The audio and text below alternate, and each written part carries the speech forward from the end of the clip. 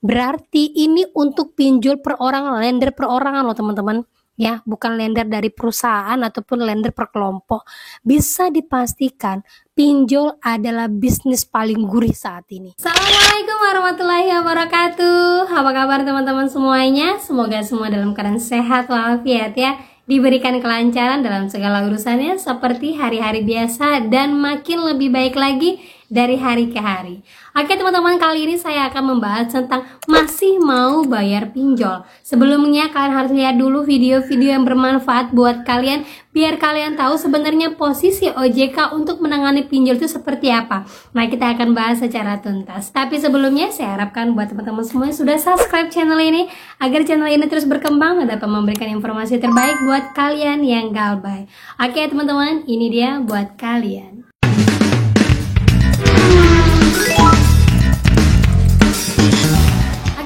Sebelumnya kita mau angkat berita yang baru aja diumumkan sama Presiden Jokowi, yaitu untuk pekerja swasta akan dikenakan potongan sebesar 2,5% untuk tapera, tabungan perumahan rakyat. Nah, banyak sekali yang mengeluh ya, sudah adanya bayar pajak, terus kemudian bayar BPJS, kemudian bayar ini itu, bayar kebutuhan keluarga, bayar arisan dan segala macam, dan sekarang harus ada bayar tapera lagi potongannya ya.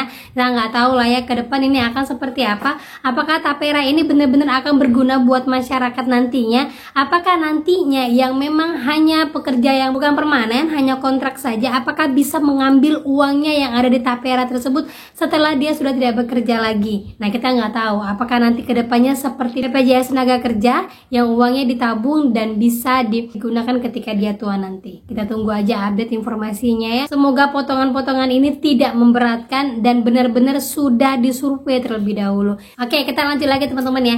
Jadi beberapa waktu ini saya sudah menonton vlog dari Bapak Akbar Faisal Unsensor ya. Ternyata di sana membahas tentang pinjol. Nah, di dalamnya itu ada narasumbernya yaitu Bapak Hendrikus Pasagi, mantan Direktur Pengaturan dan Perizinan Fintech dan juga mantan anggota DPR RI yang mengatur tentang undang-undang fintech. Kalau dari pernyataannya saya ambil kesimpulan dari semua vlog ini sangat berguna sekali buat kalian yang memang lagi galbay. Kalian bisa tahu posisi galbay kalian itu sebenarnya berguna ataukah hanya ancang-ancang saja. Ternyata pinjol itu bukanlah bisnis uang, tapi di situ ada terdapat yang namanya kejahatan keuangan, yaitu bisnis data. Bisnis, tapi itu nggak ada apa-apanya, Pak. Bisnis yang besarnya itu sebenarnya tambang datanya. Bisnis yang besarnya itu sebenarnya tambang datanya. Sebelumnya pinjol ini dibentuk itu dengan modal informasinya ya hanya sekitar miliaran ya, 10 miliar atau berapa miliar, dan ternyata dalam kurun waktu 3 tahun, berarti 2018, 19, 2020 itu keuangannya sudah berada sekitar triliunan. Nah, sekarang sudah di angka 18, 20, 18, 19, 20, 21, 22, 23, 24. Berarti udah berapa triliun? 3 tahun aja ratusan triliun. Sekarang sudah 7 tahun itu berapa ribu triliun lagi, nilainya sudah kita nggak tahu. Dan yang lebih mencengangkan lagi, ternyata bisnis dari pinjol ini dikembangkan dari keuangan-keuangan kita yang sudah kita berikan kepada mereka, yaitu dari bunga-bunganya lagi. Terlebih lagi pinjol-pinjol ilegal yang ternyata untuk membangun bisnis yang hanya butuh dari uang kalian tanpa mereka menggunakan modal banyak dari uang mereka untuk dipinjamkan pada kalian, tidak, tapi dengan data kalian, dengan kejahatan mereka lakukan, mereka ngurus rekening kalian dengan cara yaitu membuat game-game ataupun judi-judi online, kemudian uangnya diputar untuk pinjol-pinjol ilegal. Nah, dari situlah kenapa pinjol ilegal dan judi online tidak pernah bisa diberantas. Karena memang bisnisnya itu memang ada. Terlebih-lebih lagi pinjol ilegal ini ternyata menguasai yang namanya OJK. Apa yang aneh dari sini? Anda yang aneh di sini. Anda sebentar dulu. Saya nggak bisa terjemahkan bahwa jaringan pinjol ini sudah patut saya duga meracuni OJK. Patut saya duga. Patut saya duga di zaman Pak Wimbo dan Pak Riswinandi. Patut saya duga di zaman Pak Wimbo dan Pak Riswinandi. Patut saya duga ini para pelaku pinjol ilegal di luar ini. Patut saya duga ya. Tentu pembuktian perlu ini bersekongkol ini untuk menyerang harkat dan martabat pejabat atau dengan kata lain kriminalisasi. Nah, sampai di titik ini saya melihat ini suasana tidak sehat.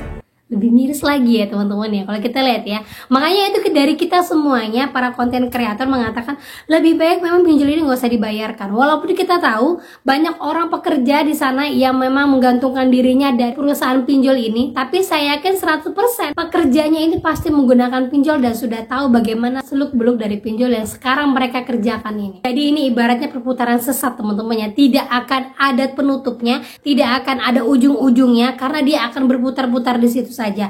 Dan ada yang bertanya kenapa OJK terkesan lambat untuk menangani yang namanya pinjol-pinjol ilegal ataupun pengaduan-pengaduan masyarakat. Karena menurut Bapak Hendrikus Pasagi ini mengatakan bahwa yang seharusnya OJK tangani itu adalah segala keluhan masyarakat karena kejadian real itu sebenarnya adalah yang dirasakan masyarakat. Nah teman-teman boleh rasakan lah untuk saat ini. Untuk peraturan P2P Lending ataupun SEOJK nomor 19 tahun 2023 tentang pengaturan dari penagihan DC-DC-nya aja sudah berlangsung apa tidak? Ya kalau kita lihat sih belum terlalu berlangsung. Apalagi yang lebih mirisnya ini kebanyakan mereka-mereka yang menagih secara barbar itu bukan anggota P2P Lending. Sehingga ketika kita mengadu kepada mereka langsung bilang ini bukan anggota saya, ini bukan ranah dari saya, kalian kembalikan lagi kepada OJK. Sementara kalau kita kembalikan kepada OJK mengatakan kalian adukan ke sini lamanya OJK, kalian adukan ke sini lamanya OJK, tetapi tindakannya terlalu lama. Cuman kita tidak punya pilihan, kita hanya bisa kembali kepada OJK karena keputusan untuk menangani yang namanya perlakuan cyber keuangan itu kembali ada di ranah OJK. Nah, buat teman-teman semuanya memang harus kembali kepada OJK walaupun terkesan lambat, tetapi kalian juga harus punya tindakan sendiri, yaitu kalian kuat mental dan galbay. Nah, kalau kita lihat data ini ya, marak gagal bayar lender, tetapi jumlah investor pinjol justru melonjak. Ini baru ya, 27 Mei 2024. Kita lihat ya. Meski begitu, berdasarkan data Otoritas Jasa Keuangan, jumlah lender di platform pinjol 222.200 pada Februari dan 259.000 per Maret. Jumlahnya melonjak dibandingkan Desember 2023 sebesar 127.200 dan Januari 2024 131.000. Meski begitu, jumlah dana yang diinvestasikan lender perorangan di platform pinjol menurun. Rinciannya sebagai berikut. Ini ya, kita fokus di dalam negeri teman-teman ya, bukan di luar negeri ya, karena di luar negeri nilainya kecil. Tetapi yang dalam negeri terhitung Desember, Januari, Februari, Maret, per Maret 2024 itu ada 5,6 triliun.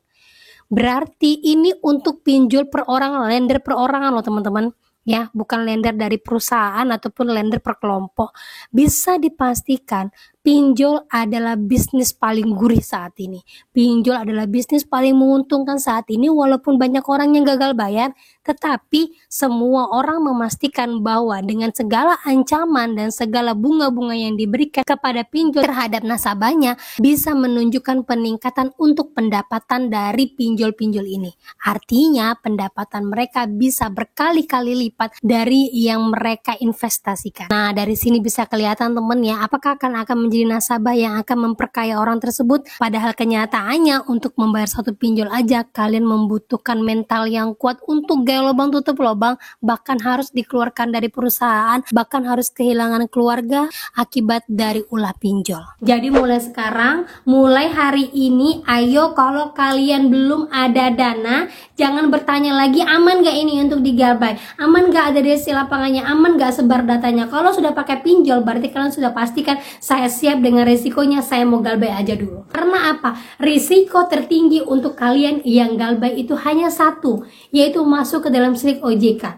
Kalau untuk yang legal, kalau yang untuk ilegal itu cuma satu, yaitu sebar data hanya sekitar 2 minggu 3 minggu. Itu saja risiko paling tertinggi untuk yang galbay. Ya, selebihnya tidak ada.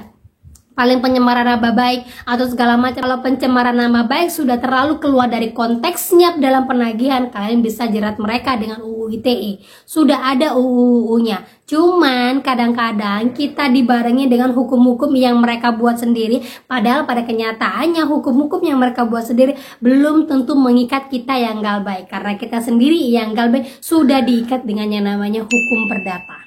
Untuk itu buat teman-teman semuanya ya, sudah kalian dengarkan nanti vlog Bapak Akbar ini, kalian sudah tahu berarti iya, saya galbay saja. ya, daripada saya gali lubang tutup lubang, mensuburkan mereka-mereka yang di atas, meningkatkan perekonomian mereka, tetapi menjatuhkan perekonomian saya buat apa? Saya gali baik aja, saya terima segala ancamannya, saya terima segala konsekuensinya. Yang penting saya perbaiki diri saya tidak akan terjerat lagi yang dengan namanya pinjol. Gitu teman-teman ya. Jadi hati-hati buat kalian semuanya. Jangan pernah gaya lubang tutup lubang, jangan pernah cek-cek limit kalian yang ada di manapun pinjol-pinjolnya. Kalau sudah selesai menggunakan pinjol, langsung tutup akun kalian. Percayalah dengan keuangan kalian sendiri, kalian bisa bangkit dan bisa lebih baik lagi. Gitu teman-teman ya. Oke, itu dia yang bisa saya sampaikan buat kalian pada hari ini. Semoga bermanfaat, semoga menjadi mood booster buat kalian semuanya, dan kalian lebih kuat mental lagi setelah mendapatkan informasi-informasi terbaik buat kalian yang gal baik pada saat ini. Akhir kata saya ucapkan Assalamualaikum warahmatullahi wabarakatuh.